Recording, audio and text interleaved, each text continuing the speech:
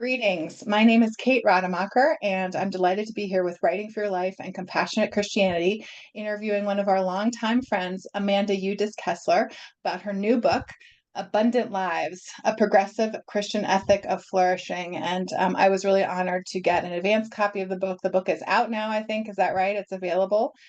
So Abundant Lives with Amanda. And Amanda, if you can maybe just start off by telling us a little bit about yourself and your background, and maybe sort of how did you get into the writing life?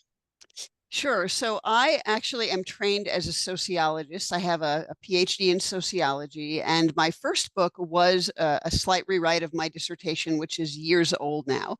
Um, I work as a college administrator because that gives me greater flexibility for my creative life. So as a writer, I have now three books out, two out this year and the old one. Um, in my years as a Unitarian Universalist, I wrote and preached about 150 sermons. So that was another kind of writing venue. Um, I have essays in about another 13 or 14 books. And then I also write progressive liturgy. So responsive readings, prayers, things like that. A whole other part of my creative life is as a hymn writer, songwriter, and sacred music composer. And then the last kind of part of my creative life that's really meaningful to me is that I offer a variety of trainings. So I train on creativity, on designing inclusive liturgy, and also on anti-racism, specifically for white people who want to work against racism. So that's my kind of rich creative life. And I'll just add that I am a cat lover and a huge fan of British baking shows, British police procedurals, and selected series of Star Trek, but not all of them. Well, thank you. I don't think we've ever had anyone be come out as a Trekkie on the interview, but I'm a Star Trek fan. So, um, great. Well, tell us about the new book, Abundant Lives. Just tell us a little bit about how it came to be and what it's about. Sure. So I think really the generative moment for this book was in 2014 when I saw an open letter that a right-wing media personality who went by Joe the Plumber, he'd written an open letter to the parents of the kids who were killed in the shooting by Elliot Rodger in California. And one of the lines in his open letter was, as harsh as this sounds, your dead kids don't matter as much as my constitutional gun rights, something along those lines. And I remember that sentence, when I read it, it stopped me in my tracks. It took my breath away. It floored me.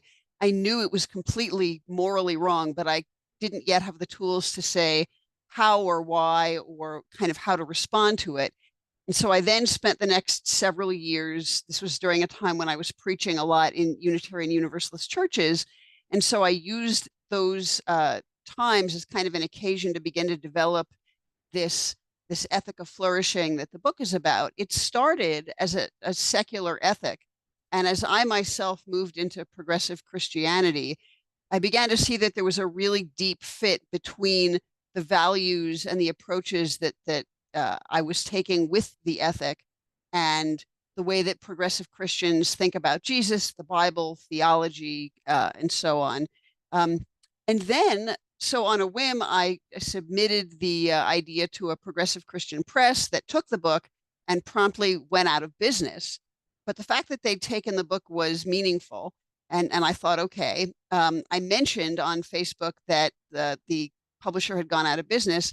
And a friend of mine who had ties to Pilgrim Press basically shopped the book to Pilgrim Press and they took the book. So that's kind of how it came into being. The first half of the book is an approach to ethics that moves away from thinking about ethics as a matter of principles. So we are all very used to thinking of ethics as being about freedom or justice or equality or rights, kind of very principles based. And I've tried to move away from that and towards seeing ethics as a way of considering what helps people have good lives, what helps us flourish, what helps us minimize avoidable suffering. And so the first half of the book kind of builds that up, talks about that in some really concrete ways related to what it means to be a person and what human attributes are, and also talks a bit about what inequality has to do with all this and why we should work against it. The second half of the book then puts all of these ideas into conversation with progressive Christianity. First, with a progressive Christian way of engaging with the Bible, then with some contemporary progressive Christian theology. And the final couple of chapters ask, what does this mean for us as individuals? So if we are committed to a progressive engagement with Christianity, what should we do as individuals to help contribute to flourishing in the world? And finally, what do we do in community and with our religious communities? Well, thanks for that overview. And you deal with a lot in this book. And so maybe before we go farther in the conversation, I'll just ask you, you use the word progressive a number of times in your remarks and in the subtitle. So can you just tell us a little bit more about what in a very divisive era when language is used and often weaponized, sort of what does the word progressive or progressive Christianity mean to you? Sure. And I'm actually just going to use the definition here that I use in the book because I find it pretty meaningful. And this comes from progressivechristianity.org, a website that I invite people to consider if what I'm about to say resonates with them. This website says that progressive Christians are people who meet 5 criteria. They believe that following the way and teachings of Jesus can lead to experiencing sacredness, wholeness, and unity of all life, even as we recognize that the Spirit moves in beneficial ways in many faith traditions. We seek community that is inclusive of all people, honoring differences in theological perspective, age, race, sexual orientation, gender identity and expression, class, or ability. We could add more, but that's the way they phrase it. A progressive Christian is someone who strives for peace and justice among all people, knowing that behaving with compassion and selfless love toward one another is the fullest expression of what we believe. 2 more then, progressive Christians embrace the insights of contemporary science and strive to protect the earth and ensure its integrity and sustainability. And finally, progressive Christians commit to a path of lifelong learning, believing there is more value in questioning than in absolutes. So for me, the takeaway is that a progressive Christian is someone who absolutely is committed to the way of Jesus, but in a fashion that takes into account what we understand in the world today, the range of diversity we see around us, the importance of science, the importance of protecting the planet, and the humility that goes with trying to live a life of kind of continual growth. Well, thanks for that. You also, another key word that comes up both in your title and throughout your book is flourishing. Mm-hmm. And I think at one point you say, that the word flourishing doesn't actually appear in the Bible, but of course, lots of discussions of wellness and healing do. So, can you just talk a little bit about what you mean by flourishing and how you kind of explore this concept throughout the book? Absolutely. So again, I'm going to start with the definition that I give in the book. I'm sorry, Uh, Amanda. Can you? Thank you. I Absolutely. accidentally muted you. Sorry. Go That, ahead. that, that is just fine. So here's my definition from the book. People flourish when we are encouraged and enabled to be and to become our whole best selves, to fulfill our potential, to contribute effectively to the well-being of others and to society more broadly, and to live joyful, meaningful lives that make a difference and leave a legacy. And I understand that that is an extremely broad and even vague way of talking about it. And so I then, in chapter 2, bring the idea of flourishing down to earth by talking about how we flourish in and through our human attributes, such as our embodiment, our emotions, our relationality, our meaning making, our agency, our morality, and our spirituality, among others. And so let's take embodiment really quickly. For us to even have the potential to flourish in our bodies, to live joyful, embodied lives, we need certain preconditions to be in place. So we need access to survival resources. We need access to healthcare. We need freedom from physical danger, freedom from harm, and we need some degree of bodily autonomy so that we can use our bodies in ways that are empowering, efficacious, joyful, that contribute to the world, and so on. That, of course, does not extend to the autonomy to hurt other people with our bodies, but it does mean that we have to have some degree of freedom in what we do. So once we recognize those kinds of preconditions, we can then see that flourishing kind of demands larger social situations in which we are kind of empowered bodily, and in which we have access to the resources we need, and in which we are in fact free from violence and harm and danger and so on. So if we take that way of thinking about embodied flourishing, and we kind of look at that in relation to other aspects of being a person, we can see that flourishing becomes very practical. It really becomes a matter of what we have access to on a day-to-day basis, what we're protected from, what we get to do, and so on. Now, none of that is inherently Christian, but I think it becomes Christian when we put it in relationship with Jesus's life and teachings, particularly his two great commandments, loving God and loving neighbor. And what for me is very important, the extension to loving our enemies. So in the book, I ultimately talk about loving ourselves as working for our own flourishing, loving our neighbors as working for their flourishing, loving our enemies as working for their flourishing. We could have quite a conversation about that. And loving God as working for the flourishing of all of God's creation, human and non-human. And again, at that pitch, it sounds kind of vague, but what it comes down to is ways that we think and act that prioritize people's well-being in their bodies, their emotions, their relationships, and so on. So, for example, you and I probably agree that working against poverty, violence, and systemic inequality is an important thing to do. It's a good idea in general. People of all religions and no religion can find that of value. I also happen to think that working against poverty, violence, and systemic inequality are specifically Christian ways to help people flourish. And so finally, I want to say a little bit here about Jesus, because of course, that really is at the heart of all of this. Jesus's actions and words show his concern with human well-being. He inherited this from the prophets before him. He bequeathed it to the communities that followed him. But when we think about who he mostly interacted with, it's not really surprising that he cared about human well-being. He interacted often with poor people who were living in a country that was occupied by a politically and militarily oppressive force. And so we see both in his words and his actions this commitment. I like particularly the parable of the judgment of the nations. So Jesus does not say in that parable that the nations will be judged by their ritual purity. He doesn't say they will be judged by how well they avoided engaging in heinous sex acts. He doesn't even really list any of the Jewish commandments. Instead, he says the nations will be judged by how well they helped people who were suffering to suffer a little less and flourish a little more. I find that really telling. And then, of course, in his actions, feeding people, healing people, that's all about flourishing, bodily flourishing, emotional flourishing, even relational flourishing, since the people he healed could then return to their communities and be in fuller relationship to them. You can even argue that his teaching is about flourishing because it helped people flourish as learning beings, as moral beings, as spiritual beings.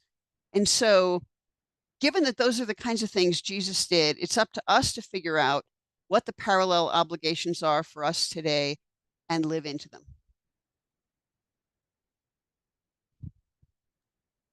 Well, thank you so much. I really appreciate that that explanation.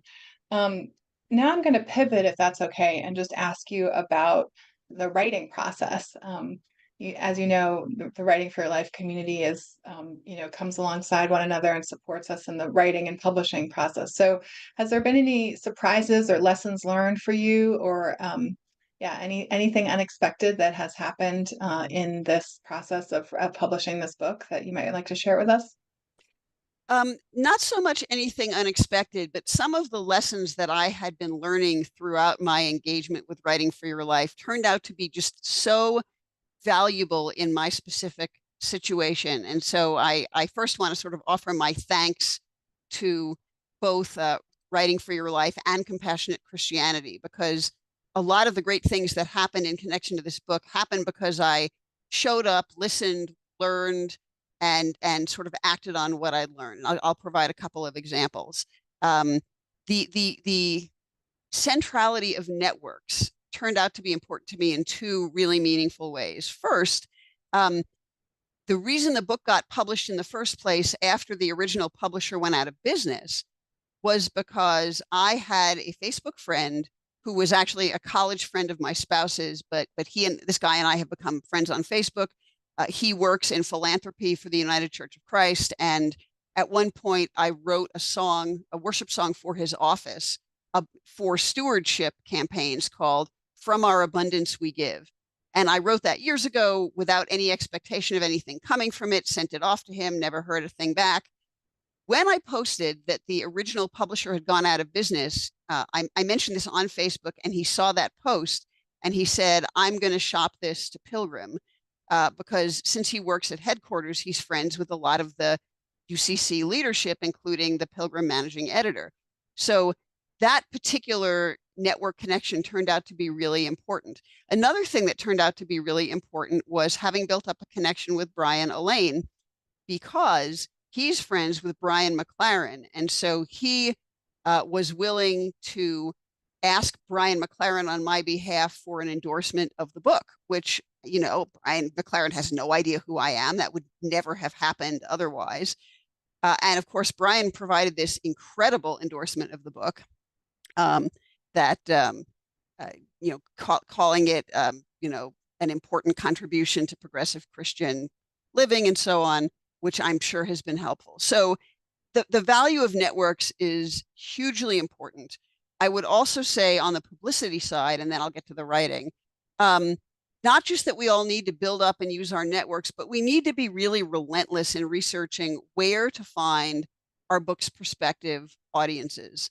So I've done a kind of a lot of work to get onto as many podcasts as possible that cover kind of the range of people who might be interested in this. I've been able to get a few in-person speaking gigs by contacting churches, and I've been able to develop a long list of pastors in progressive churches who I will be kind of sending an email out to not just announce the book, but to make it clear that it has materials that are appropriate for church book clubs and things like that. So for me, there's been kind of a lot of research on the publicity side, because Pilgrim is absolutely wonderful and they're pretty small. And so their capacity to do publicity is somewhat limited. So I would say, unless listeners have access to, one of the major 5 publishing companies, they should be prepared to do research that will help them help their publishers publicize the book. On the writing end, I think for me, one of the most important things has always been just continual life education. Everything we learn becomes grist for the mill. Our spiritual development becomes grist for the mill. Our political hopes and fears become grist for the mill. Understanding how we ourselves are creative. So understanding what we need to do to get the labor done, the perspiration part. And understanding, in terms of creativity and writing, the interplay between what most people call inspiration and perspiration. I call it grit and grace myself, and kind of understanding when is the moment to be silent and patient and wait and maybe pray or meditate or engage in humility practices. But in any case, sort of signaling our openness and our willingness to learn and our willingness to change our minds. And when is it the time to just hunker down and labor? I recently posted actually about this on Facebook. I came up with this great analogy. I was getting gas for my car, and it was one of those pumps where it sort of gives you instructions on the pump. And so it said, insert your card, do not remove your card, do not remove your card. And it kept flashing, do not remove your card, over and over and over again. And then finally it flashed, remove your card, in all capital letters. And, I got this feeling like it was saying, if you don't remove your card now, you may never see it again. I mean, so that kind of thing, when you have to pay attention at the gas pump, or it won't read your card right, or maybe your card will even get locked in there. And in the same way, you have to pay attention in writing or in any creative venture. When is it time to be patient and when is it time to be effortful. And so thinking that out has been hugely important for me. Everyone, of course, has their own creative process. So I'm not necessarily saying that my process will work for other people, but I do think understanding your process as a writer is deeply and profoundly important in order to know what to do when, and in order to know how to work with yourself rather than against yourself. Well, thanks for that. Really good insights, and I'm glad that especially the networking has been a takeaway for you, and because that's something we do talk a lot about in Writing for Your Life. Well, you mentioned just a minute ago, you used the word humility, and at one point in the book, you have a section on humility, and I've been thinking a lot about humility as a spiritual practice. So I don't know if you just maybe want to say a little bit more about humility as it relates to your general, um, general takeaways from the book. Sort of how does humility play a role in all this? So even though this approach to ethics is not strictly speaking a virtue ethic, so it's not exactly an Aristotelian approach to virtue, I do think that we need to cultivate virtues in order to be able to live into this kind of ethical life, because it demands a great degree of resilience and the capacity for discernment. When you say that ethics are based on helping people flourish, that means that you're not starting with a list of things to do and not do. So you're not starting with a kind of a simple 10-step process, as it were. Or you're not starting just with do this, don't do that. You're starting with what, in the complex context of the world we live in, would help as many people as possible flourish, and especially would help people who suffer unnecessarily suffer a little bit less. So that is a kind of a hard sell. It's very demanding. And so I think cultivating virtue in general and cultivating a range of specific virtues helps us have the capacity to engage with ethics in this kind of way. It strengthens us. It makes us more flexible. It helps us be more patient. It helps us be more discerning, and so on. And so I talk about several virtues in the book, but I think humility is hugely important. Um, and I want to be really careful that I don't mean humiliation. So when I think of humility, I don't mean seeing ourselves as lesser than. I don't necessarily mean a take in which God is all great and we are maggots crawling on the earth. I mean humility in the sense of knowing our place, knowing both our beauty, but also knowing our brokenness, knowing our strengths and weaknesses, knowing that we exist in relation to other people and to the planet, that we are interdependent and sometimes dependent as well. And so I think humility is hugely important, because when we are in right relationship with the sacred and with other people and with the planet, and I'm not saying it's easy to be in right relationship, but it's a thing to strive for. When we're in right relationship, I think we are better able to discern what needs to happen. We are better able to be selfless if a particular situation calls for it. And not necessarily just a given moment in time, but for example, half of the royalties for this book are going to an organization called One Nation Walking Together in Perpetuity. And One Nation Walking Together is an advocacy organization for Native American people in the Rocky Mountain region and thereabouts, so the part of the country I live in. For me, making the benefits I get from the book available to people who have less than I have is a way of giving back. It's a way of honoring people who were here before my family was here, and so on. And so it's a small attempt at a kind of reparation.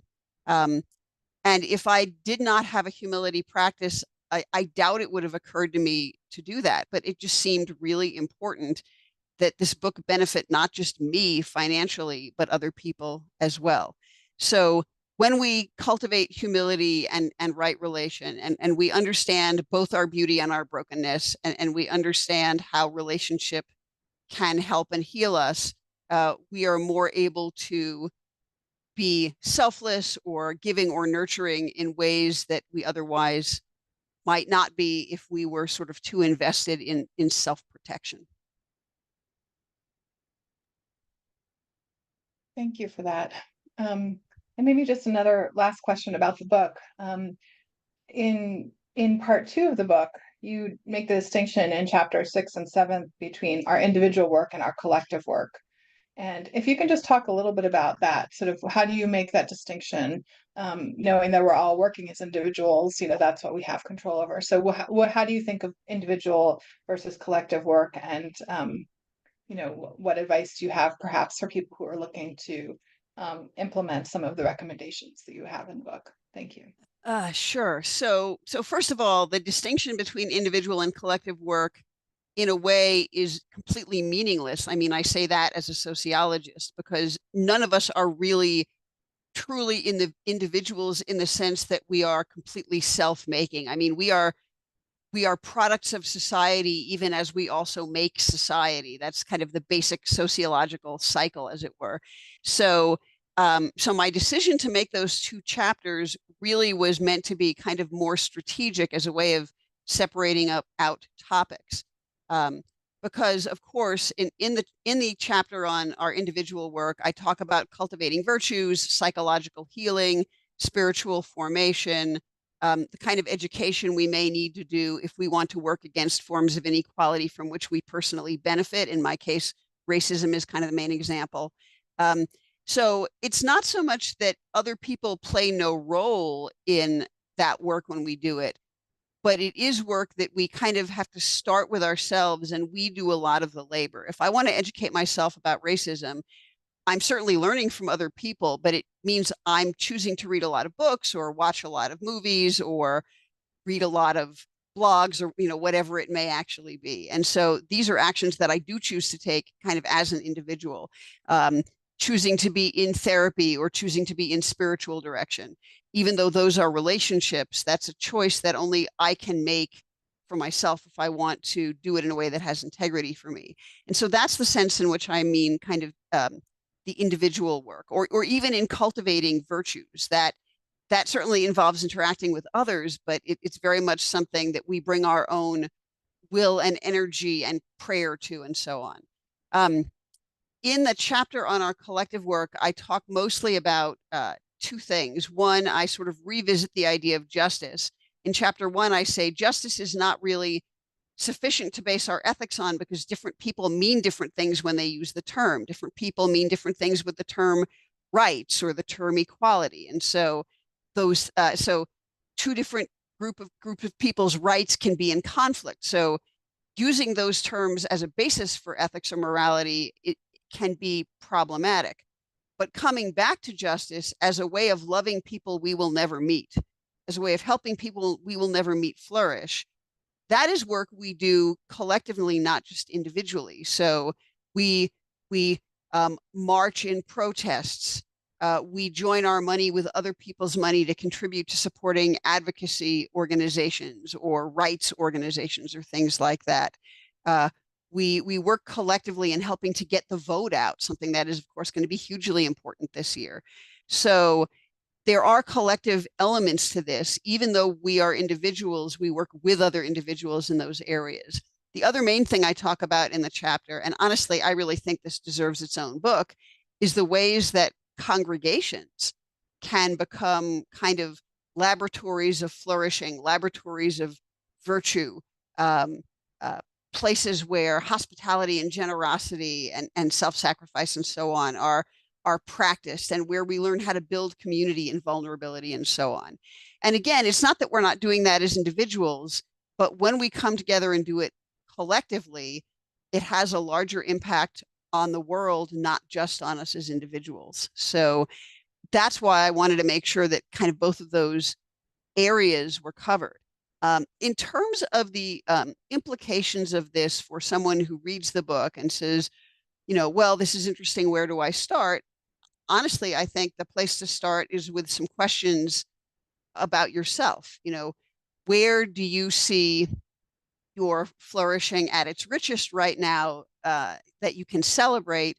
Where do you think you might need some help to heal some wounds or to address some old suffering or to uh, wrestle with your fears or, whatever it might be? I mean, that's going to be different for individual people. And so, um, I certainly don't want to presume that there's sort of one right answer. Um, there are a number of questions in the back of the book that were written with study groups in mind, but an individual certainly could use those questions to ask what their next right step is. I also just recently wrote a free study guide, which is available on the Pilgrim Press book page, and it has some additional essays. It has even more questions, but for this conversation, what may be more important is that it also has action items. So it literally has suggestions for things an individual reading the book and reading the study guide might do to start practicing in these areas. So if someone had the book or was planning to get the book and was interested in the study guide, literally, if they go to thepilgrimpress.com, look up the book by its title or my name, on the page, there's a little paragraph where it says free study guide available, and they can click on the phrase, download the free study guide, and it's there. And so that is an additional resource to help people figure out what this means for them and how to begin living into some of these ideas.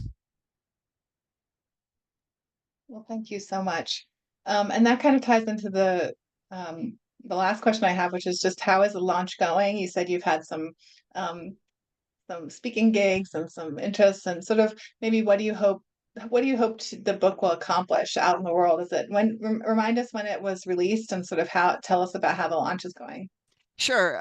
So it really became available in April, and and just based on how my network is engaging with the book, it's all over the place. So an awful lot of people, some of whom are kind of progressive religious thought leaders, have it and have been sort of invited to share it along further. I'm trying to reach out to different denominations that have either kind of progressive wings to them or organizations within them that have progressive missions. So my latest outreach actually was to Methodists in the Midwest, which I think is delightful. And then I have in the next couple of weeks I'm giving a talk at a progressive Lutheran church in Philadelphia, and then giving a sermon essentially at a UCC church in Stamford, Connecticut. So that's part of a kind of a tour around the New England and Mid-Atlantic area for a little while. So all of that I think should be interesting. My hope is that people who read the book will find it thought-provoking and will ask some questions about whether there is an invitation for them in these ideas. So these ideas, again, are not for everyone. People have a range of ways of thinking about ethics. People have a range of ways of thinking about Christianity.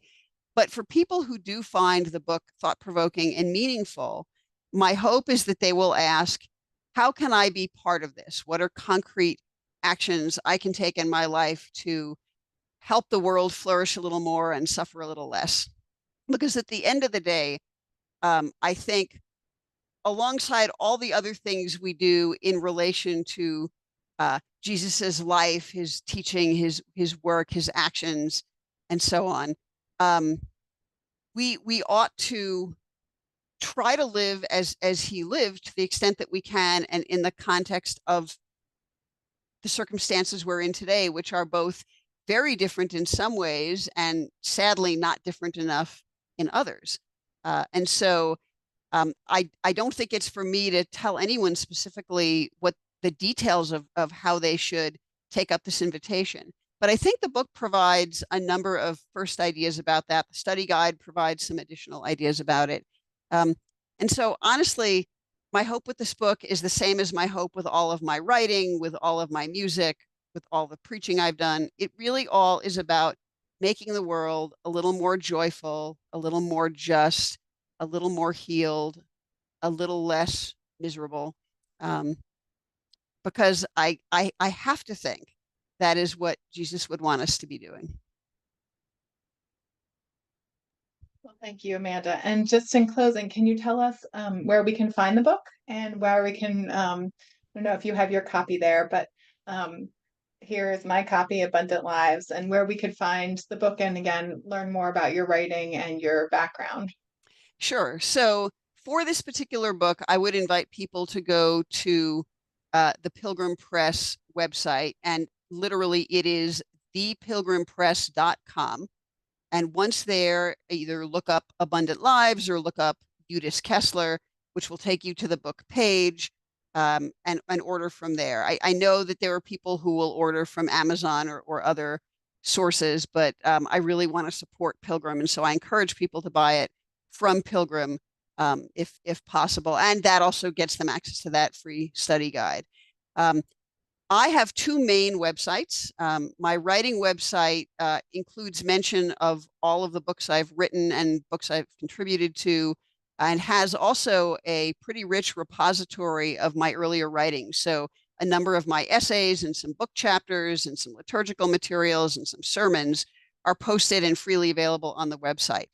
My writing website is my name, then .com. So it is literally https://amandaudis-kessler.com, AMANDAUDISKESSLER.com. I also have a music website. We haven't talked about that today, but I provide a tremendous amount of completely free use, no licensing, original progressive worship music in a wide range of styles. And that's in case anyone is looking for free worship music, um, is queersacredmusic.com. Again, begins with the https:// and then just one long word, queersacredmusic.com. And anyone who is interested in learning more is certainly welcome to email me. I'm happy to hear from people, especially if they are looking for having some particular essay or something like that written, or a piece of music written. And my email address is amanda@amandaudis-kessler.com. Great. Well, thank you so much, Amanda, and congratulations on the publication of your book. Again, it's Abundant Lives, A Progressive Christian Ethic of Flourishing by Amanda Udis-Kessler. And thank you so much for taking the time to share with us about the book and also your journey as a writer. It's really wonderful to hear, and congratulations again. It's so wonderful to see our Writing for Your Life friends getting their books out into the world. So congratulations. Thanks. And just for any Writing for Your Life folks who are watching this, keep the faith, build your networks, do your discernment, do your labor, wait patiently, pray a lot, and know that there's a great community to support you.